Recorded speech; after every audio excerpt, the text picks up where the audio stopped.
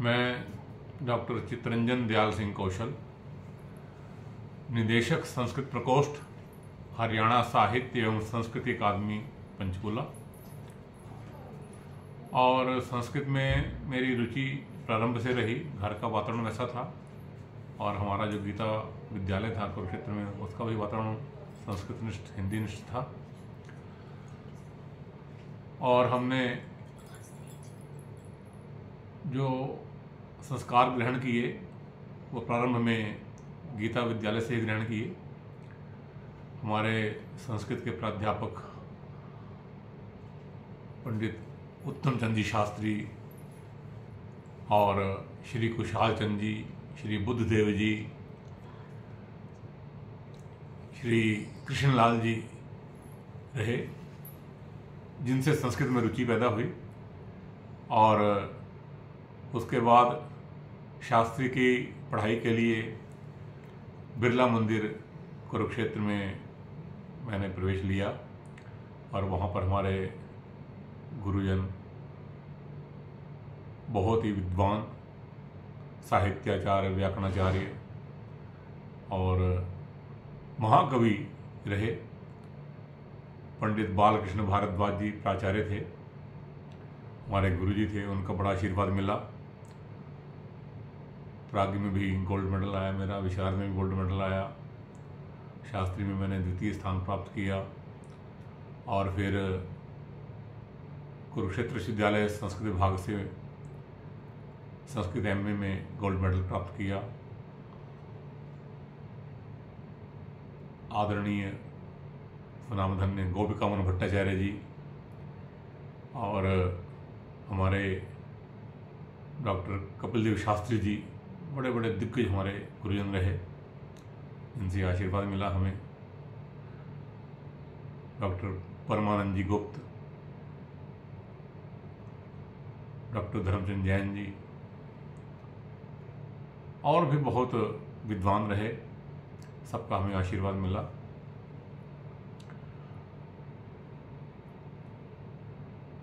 सभी गुरुजनों को मैं नमन करता हूँ, सदा स्मरण करता हूँ। और फिर मुझे संस्कृत अध्यापक के रूप में, संस्कृत प्राध्यापक के रूप में DAV college Nanyola, DAV college Cheeka में पढ़ाने का अवसर मिला। और फिर 5 वर्ष का मेरा डीएवी का अध्यापन काल रहा। उसके पश्चात यूनिवर्सिटी कॉलेज कुरुक्षेत्र में 30 वर्ष की मेरी सर्विस रही। वर्तमान में तो संस्कृत के प्रचार प्रसार के लिए मुझे अवसर मिला है ये। और उससे पहले मैं राष्ट्रीय सेवा योजना में भी विश्वविद्यालय के एनएसएस सेल का समन्वयक रहा और 4 वर्ष तक राष्ट्रीय सेवा योजना की गतिविधियों में बढ़ चढ़कर भाग लिया उत्साह से। उससे पहले प्रोग्राम ऑफिसर भी रहे। ब्लड डोनेशन कैंप्स, एनएसएस के 10 डेज कैंप्स बहुत लगाए, साक्षरता अभियान, स्वच्छता अभियान। और उसके पश्चात 2 वर्ष department of youth and cultural affairs के निदेशक का भी कार्यभार संभाला। ये सब कार्य करते करते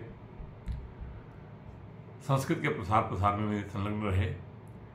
और जो प्रतिवर्ष हम संस्कृत का एक नाटक कराते थे, उसकी हमने फिर पुस्तिका भी निकाली। उस पर संस्कृत अकादमी से हमें पुरस्कार भी मिला। प्रयोग पंचकम, चत्वारी। तो इस तरह से संस्कृत की यात्रा चलती रही निरंतर। संस्कृत का प्रचार प्रसार करना इसलिए भी अनिवार्य है कि संस्कृत सब भाषाओं की मूल है और भारत की जो ज्ञान विज्ञान परंपरा है वो संस्कृत के बिना ना जानी जा सकती है, ना समझी जा सकती है। हमारे वेद, उपनिषद, आरण्यक, ब्राह्मण ग्रंथ और सभी शास्त्र और हमारे जो महाकवि कालिदास, महाकाव्य, नाटक और दर्शन शास्त्र, चिकित्सा शास्त्र, योग शास्त्र और सब ज्ञान विज्ञान के अजस्र जो स्रोत हैं वो सब के सब संस्कृत में हैं। बस यहाँ मैं एक बात कहना चाहूँगा कि संस्कृत को हम आदर देते हैं, आदर के साथ साथ उसको हम व्यवहार में मिलाएं और उसका पठन पाठन हम उत्साह से युवा पीढ़ी तक पहुँचाएं, क्योंकि जब तक हमारी युवा पीढ़ी, आने वाली पीढ़ी इससे नहीं जुड़ेगी तब तक इसका हम सही मायनों में प्रचार प्रसार नहीं कर पाएंगे। संस्कारित करने के लिए संस्कृत का अध्ययन नितांत आवश्यक है। हमारे जीवन में संस्कार आएँ, छोटे से संस्कार आएँ, मानवीय संस्कार आएँ, दैवी गुण आएँ, दैवी संपदा आए। हम गीता, रामायण, महाभारत से, वैदिक ज्ञान से बहुत कुछ सीख सकते हैं। आवश्यकता है कि हम उससे जुड़े रहें और आने वाली संस्कृति को उससे जोड़ें। सरल माध्यम से संस्कृत का प्रचार प्रसार करने में जो संस्थाएं लगी हुई हैं, जो गुरुकुल लगे हुए हैं, पाठशालाएं लगी हुई हैं, आज के संदर्भ में मैं कहना चाहूँगा आज संस्कृत दिवस भी है। सबको संस्कृत दिवस की अनेक वेदोक्त शुभकामनाएं। सर्वे भवन्तु सुखिनः, सर्वे सन्तु निरामयाः, सर्वे भद्राणि पश्यन्तु, मा कश्चित् दुःख भाग् भवेत्। संस्कृतं सरला भाषा, संस्कृतं सरसा कृतिः, संस्कृतं संस्कृतेर्मूलं, संस्कृतं प्रसृतं भवेत्। धन्यवादः। नमो नमः। जयतु भारतम, जयतु संस्कृत।